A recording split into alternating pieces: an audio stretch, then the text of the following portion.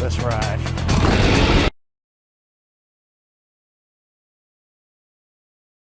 A federal judge unsealing detailed inventory of the materials seized in the FBI search of former President Trump's Mar-a-Lago estate. ABC News senior investigative reporter Aaron Katersky with me now. So, Aaron, what is in these documents? What's the new information?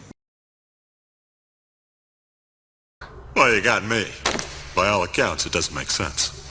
What's the harm? The judge, she's saying to the government essentially that she doesn't see a problem, or at least that they couldn't explain why there was a problem with a special master. That's good news for you guys, right? Yes, I think it's great news. And I agree with her. I'm not sure why they would object to a special master. It's a very neutral person. It's not a Trump person. It's not a Biden person. It's a very neutral party. They will come in and their job is to step in and just manage the situation and give the public, because this is a very public case obviously now, some faith in the system that they're going to go through the documents and be working in tandem with both sides. Yeah.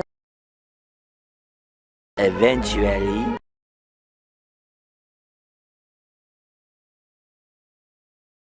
something else interesting just happened, Michael, and that is that Trump's former Attorney General, Bill Barr, just went on FNC and talked about all of this. So let's listen.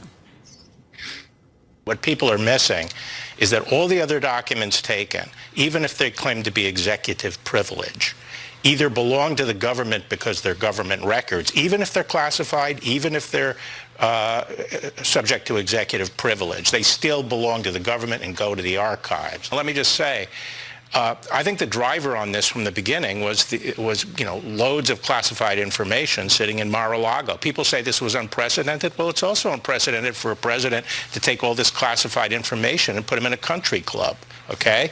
And how long is the government going to try to get that back? You know, they jawbone for a year. They were deceived on the voluntary actions taken. They then went and got a subpoena. They were deceived on that. They feel, and the facts are starting to show that they were being jerked around. And so how long do they wait? Michael, your thoughts?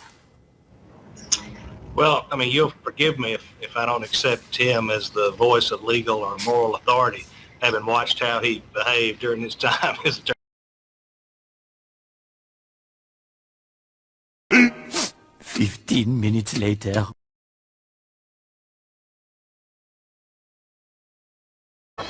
National security, the rule of law, the future of our democracy.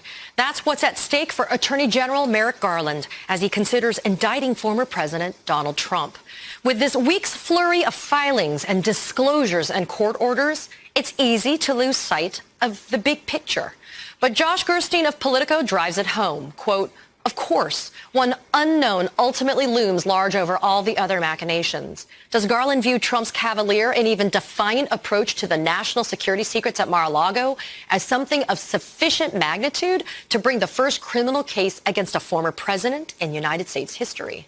Because remember, we also have the 1-6 committee investigating Trump's role in the violence and the destruction at the U.S. Capitol, all because he believed in the big lie.